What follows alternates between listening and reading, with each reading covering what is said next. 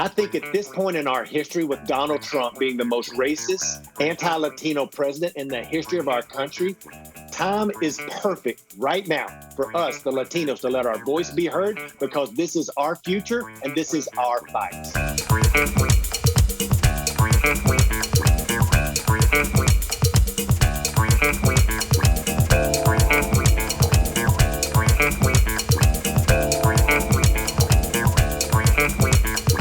I think one of the most unique approaches that we took as a campaign is Bernie's trust to put me in charge of so many parts of the campaign.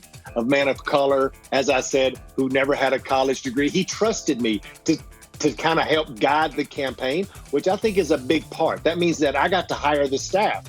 And because I got to hire the staff, guess what? A lot of the staff looked like me. So our staff was majority women and women of color, and I made sure to empower people of color in all the departments of the campaigns. Most importantly, make sure the budget never got cut, and we spent over $15 million to talk to Latinos early and often about a message that Bernie Sanders was putting out that just aligned greatly with the way Latinos think about minimum wage, Medicare for all, a Green New Deal, and all of these super issues that Latinos are like, oh, cool. This old Jewish guy from Vermont's doing all of this stuff. I'm in. That's what I want. I want real change. And so that's what we did.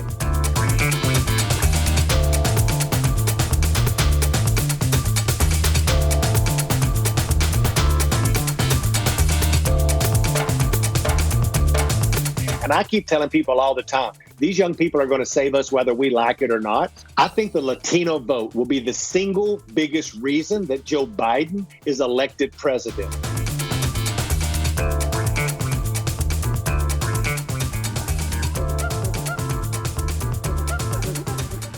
More the country or the Hispanics? He says the country. I don't know. I may have to go for the Hispanics, to be honest with you. We got a lot of Hispanics. We love our Hispanics. Get out and vote. Donald Trump fares extremely well with Latinos, so much better than everybody expects him to, because he is running the most anti-immigration, anti-Latino White House in the history of American politics. He's literally putting babies in cages at our border, and has started demagoguing Latinos from day one of his presidential campaign.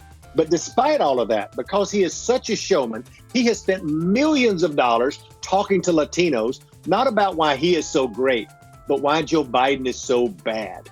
And he's done that early and often before Joe Biden ever went on Spanish TV to identify who Joe Biden is.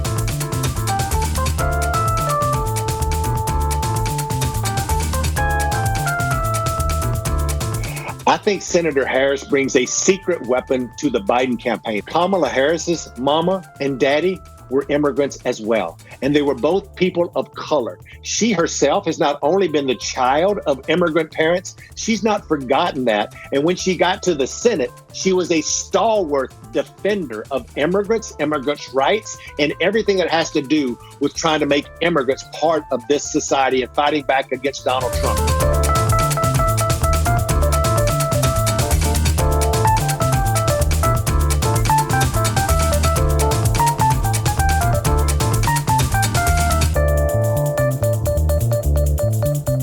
You know, I wrote this book to be very intentional about what was going on in today's politics. For my entire 31-year career, I'd heard people say, Chuck, Latinos just don't vote. And I was like, well, that's because you never asked them to vote.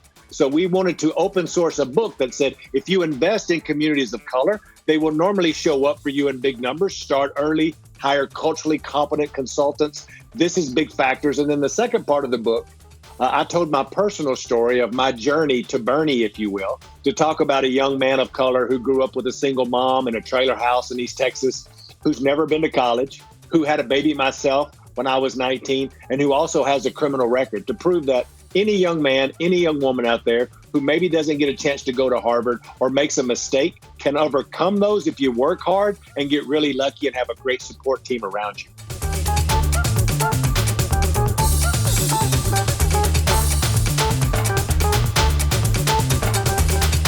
Normally, campaigns don't even start talking to black voters till the last 3 weeks because they only see them as a GOTV universe. Oh, they're going to be with us. Let's just remind them to vote. We don't have to persuade them. And oh, those Latino voters, they don't really show up at the big enough numbers anyway. We'll just get out there and get them at the end anyway. If you treat a black voter and a brown voter like a white, persuadable woman in the suburbs, Democrats would never have to worry about ever losing any majority in any house ever again.